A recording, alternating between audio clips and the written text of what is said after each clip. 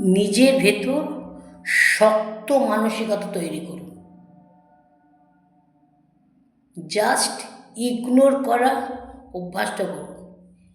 কে আপনাকে পাত্তা দিল না, কে আপনাকে অপমান করলো, কে অবহেলা করলো, এগুলোকে ডোন্ট কেয়ার বলে উড়িয়ে দিন। জাস্ট ডোন্ট কেয়ার, এতে আপনি ভালো থাকবেন। নিজের শক্ত মানসিকতা না যতক্ষণ পর্যন্ত তৈরি করতে পারছেন, ততক্ষণ নিজেকে গুমড়ে গুমড়ে মরতে হবে। লোকের লাঞ্ছনা,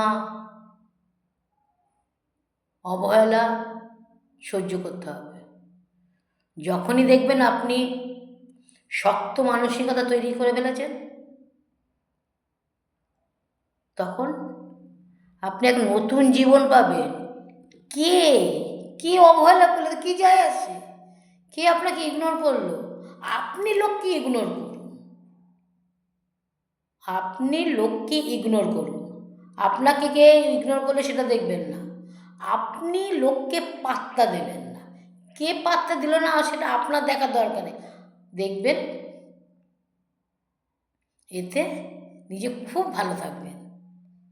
শক্ত মানসিকতা তৈরি করুন, নিজে ভালো করে বাঁচুন।